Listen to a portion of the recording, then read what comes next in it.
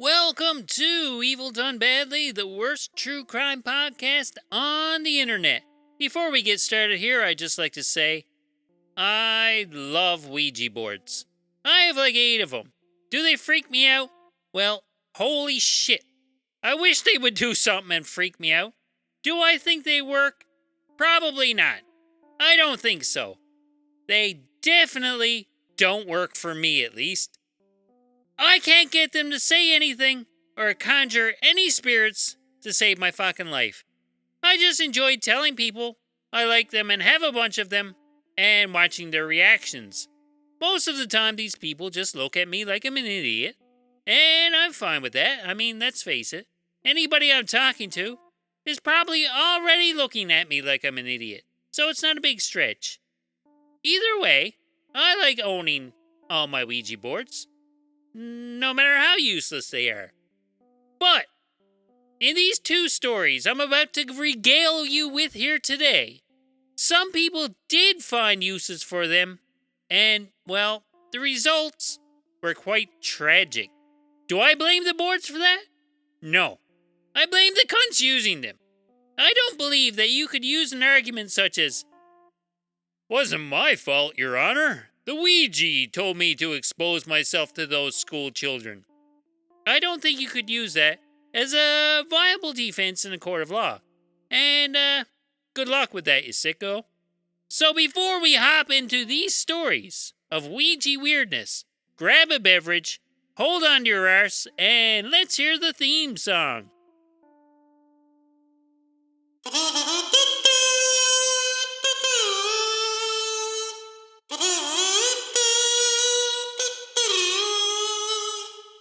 This episode of Evil Done Badly is brought to you by the Hallmark Greeting Card Company. You can get birthday cards, Christmas cards, and Mother's Day cards anywhere. Hallmark is there for you when you need a non-traditional greeting card for that special occasion. For example, just say your employees are all hopeless morons. Well, we offer "Congratulations, you're fired" cards. Maybe you've had enough of your spouse, so why not get some "Happy Anniversary, I'm leaving your sorry ass" cards? Or, if you're a landlord that's tired of not getting paid on time, "Happy Eviction Day, now get the fuck out" cards are available in packs of 12. Or maybe your children have grown up to be even bigger losers than you are. Getting them a "Son or daughter, it's been great, we're disowning you" card will express the feelings you just can't articulate in person. Hallmark Greetings offers all these great options and many more. Get yourself a box of Hallmark greeting cards and tell everyone how you really feel about them today. And when you're done ordering a boatload of Happy Heroin Relapse Day cards for all your deadbeat friends, head on over to the Wide World of Paranormal Investigations group on Facebook. They've got lots of members and are growing fast, so you know there's all sorts of cool stuff going on over there. Now back to the show. If you have no idea what a Ouija board is, they're also known as talking or spirit boards. Well, it's a piece of wood or cardboard with letters and numbers on it that people have used to pretend they're talking to dead people for probably hundreds of years. People use a pointer of some sort, touch their hands to it, and it supposedly moves on its own, spells shit out, and answers questions. In my experience, I put my hands on the pointer and it just falls off the table. But I'm no expert and your results may differ from mine. I'm also usually pretty drunk when I get in the mood to pull this thing out.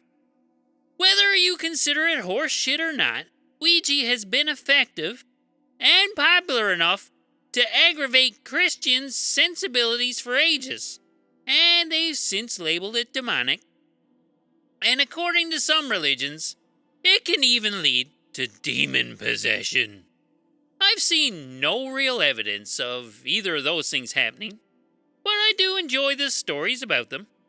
I enjoy any story where the Christians get annoyed. They're quite silly and usually bring it on themselves. So let's go back in time a bit and see what kind of Ouija shenanigans we can dig up from history. This gets a little wacky. So let's go back to 1930, New York, Buffalo, really? And check out what naughtiness went down when Nancy Bowen went looking for advice from a Ouija board after the death of her husband Charlie. Now, Charlie was in his 60s, but he had still died kind of mysteriously. Now, Nancy herself is a Native American healer, and she's living on a reserve and is totally open to any kind of, spiritual solution to her problem. So she enlists her friend, Lila Jimerson, something like that, to help her make contact with him. So Lila suggests they have a seance and brings over a Ouija board to see if they can track down dead Charlie and get to the bottom of his demise. Turns out, this Lila person is very adept at using the board, and Ouija immediately starts pumping out information that just happens to be very pertinent to their conundrum. It's pretty direct. They asked Charlie what happened to him. And, the board, being Charlie, spells out, quote, "They killed me." Okay, that's shocking. So the two ladies gasp, and they press onward for more information. They then ask Charlie about who killed him, and Charlie spells out a name. Clothilde. Clothilde.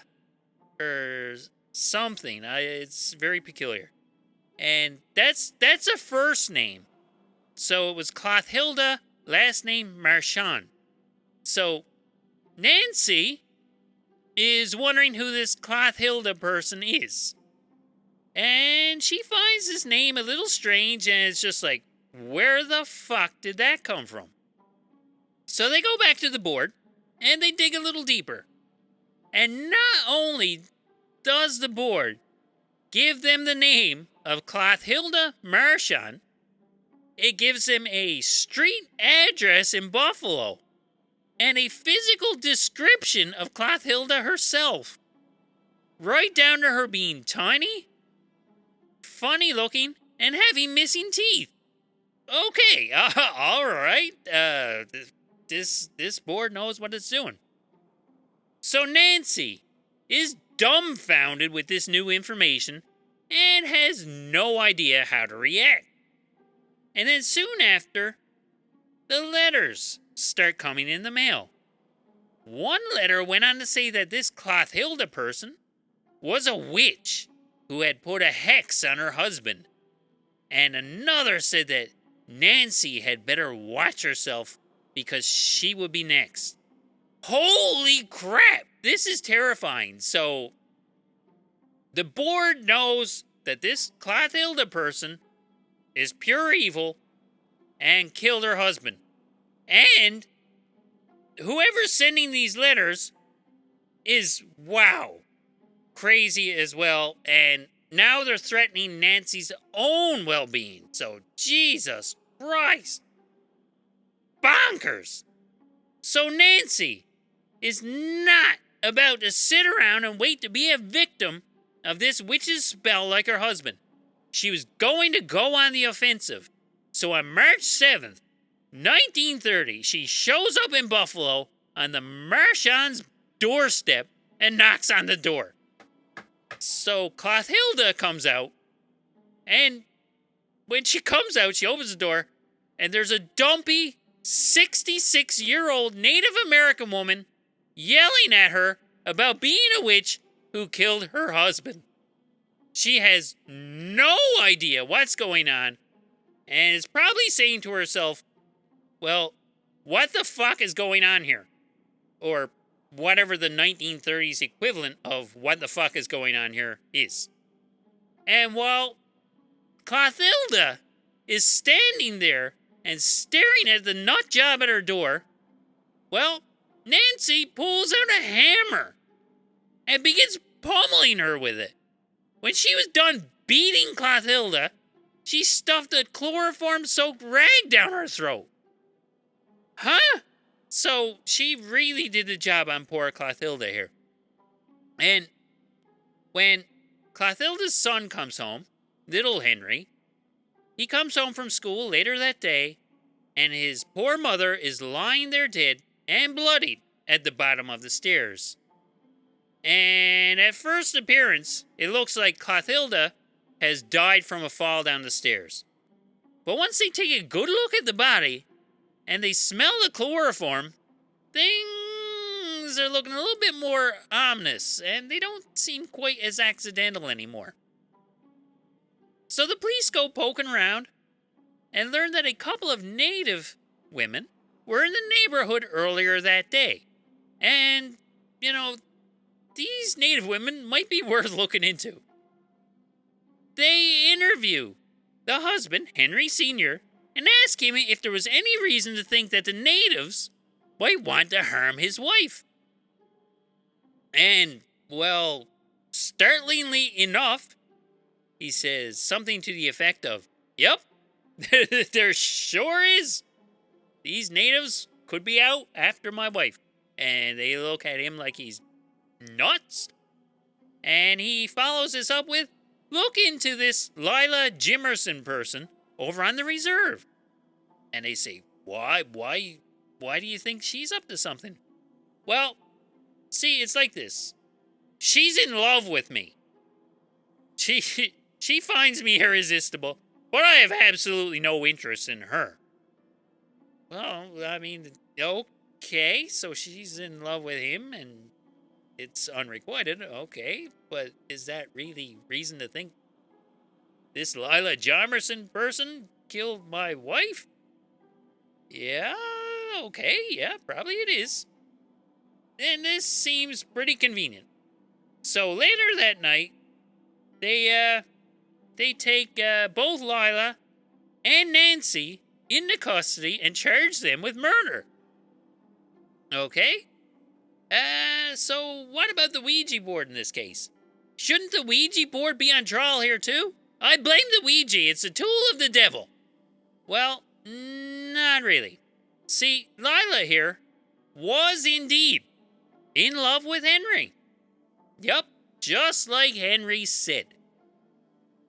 And she liked Henry, but she didn't like the fact that Henry had this toothless, tawny wife and wanted her to disappear. Okay, that's all right, that's okay, yeah, logical.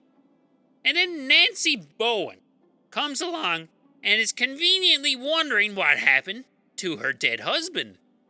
Her and her dead husband have no idea who these Marchand people are, and Lila takes full advantage of that. See, Nancy here is completely illiterate, and that stupid board could have been telling her anything. Lila was free to make up whatever she wanted, and Nancy had no choice but to naively go along with it. I mean, yes, she could have said that it's dumb to go looking for answers from a piece of wood and just ignored all of it, but that didn't happen. She also could have refrained from bashing some person she's never met before in the head with a hammer, based purely on what a piece of wood said, but she's obviously all in by now and there's no stopping her. And you know who else is all in here? Well, Henry Marchand is all in. He's all into having multiple affairs with native women on the reservations. How does that work? He was a sculptor, okay? He's a sculptor. He sculpts things. And he would use these affairs with the women to soften them up so that they would pose naked for him. Seems a little backwards, don't it? But, whatever. I'm not sure how you bang someone before you get them naked. But he's much more of a smooth guy than I am, and I have no idea how these smooth guys work. Maybe that's how it always works. And according to Mr. Rico Suave Loverman himself, Henry, his wife was fine with all of it. And it was later proved that he was involved in a decade-long affair with Lila herself, despite his earlier statement about not wanting anything to do with her.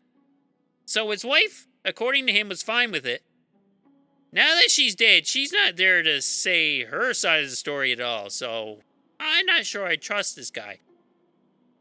And this all looks very bad for him. And in the courtroom, he comes across as an arrogant bastard, stating that he was having affairs at a rate that was, quote, too many to count. What a cocky prick. When it all shakes out, there's 2 trials, and Nancy states that she originally tried to kill Clothilda with hexes. But, wow, that didn't work. So, she resorted to blunt force trauma and chloroform. She pleads guilty to manslaughter and gets sentenced to, well, time served. Which works out to be about 1 whole year.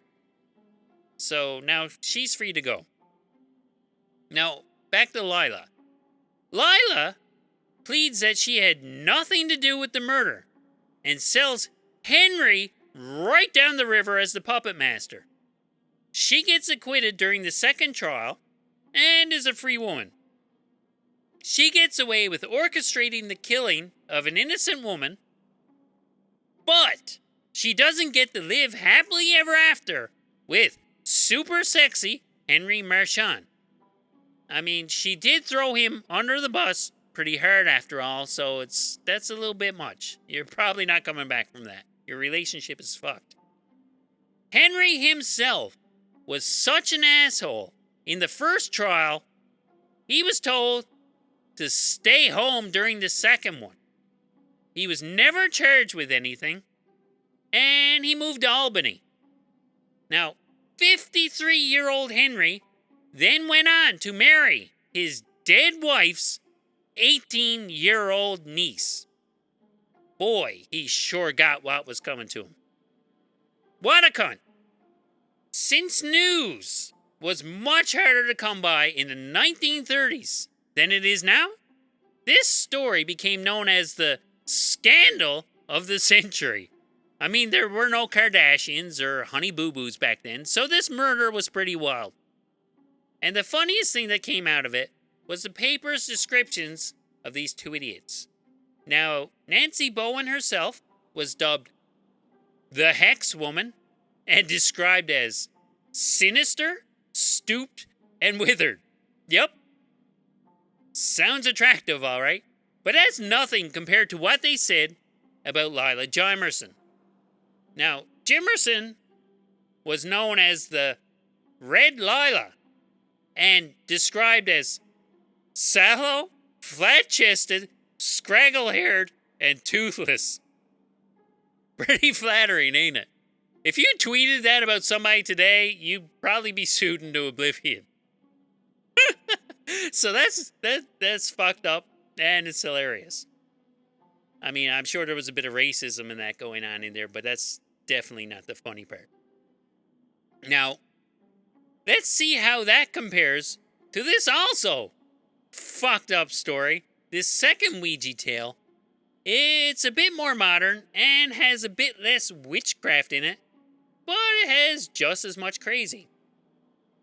So for this one, we're going to February 11th, 2001, where 34-year-old Brian Roach is asleep in his Oklahoma home while his wife, mother-in-law, and her 2 daughters were sat around having a family game night.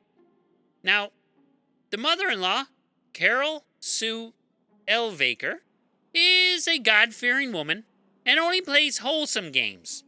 And naturally, she grabs the Ouija board and fires it up. And what do you know? She's a natural as well. And messages from the other side start appearing. And who takes the time out of his busy day to respond to Carol's otherworldly prodding? Well, is God himself. Makes sense since Ouija is supposedly the tool of the devil, but whatever. I don't know, maybe it was Satan pretending to be God coming through to Carol. I mean, Satan is very devious. But what really doesn't make any sense here is why I'm trying to rationalize any of this. So I'm just going to move on.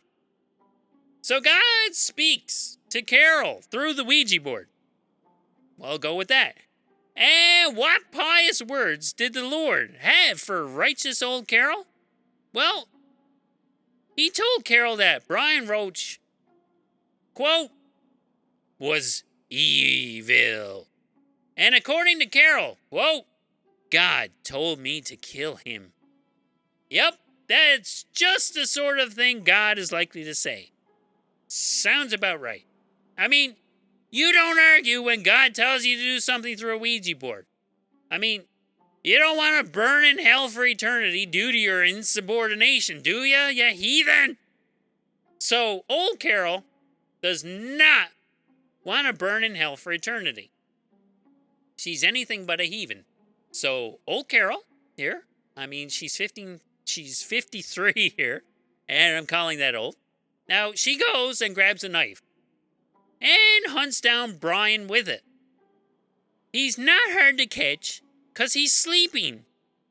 And he's also unaware that God has put some sort of saintly bounty on his head.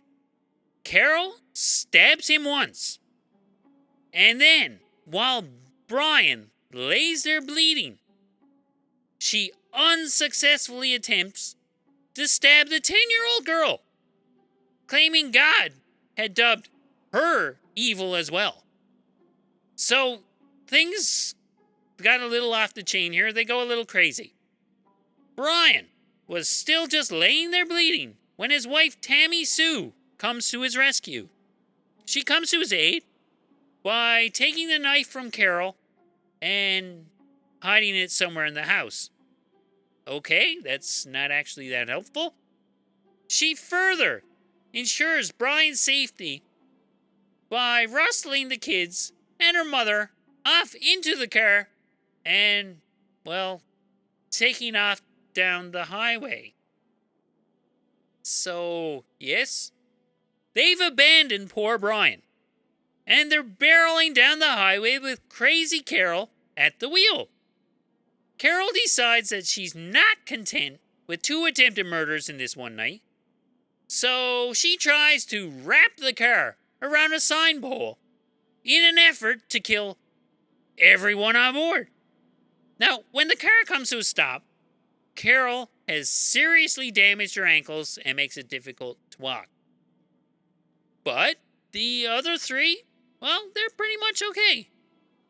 Carol gets upset that the other 3 occupants, their ankles are working perfectly fine and, well, they're more or less, well, perfectly healthy. This was not part of Carol's plan at all. They all crawl out of the car, get their bearings, and Carol limps over and pushes the 15-year-old girl out into oncoming traffic because she is, well, she's evil as well. Okay, Carol, calm the fuck down. This is also ineffective, and Carol is still upset. So Carol does the only reasonable thing. She runs away, gets buck naked, and hides in the woods. All the while, poor Brian bleeds to death alone at home. So Carol gets arrested, hiding in a bush in her wrinkly old birthday suit, and charged with murder. Tammy Sue, the daughter, also gets implicated as an accessory because she ignored her husband's pleas for help, hid the murder weapon, and also got charged with child endangerment. Now, oddly enough, Carol Sue had no previous record of violence, drug abuse, or mental instability. So this is really out of left field. But after what went down here, she has no trouble entering an insanity plea in the courtroom. And no one had any problem taking her for a fucking lunatic. She was declared legally insane and sent to a mental institution, hopefully forever.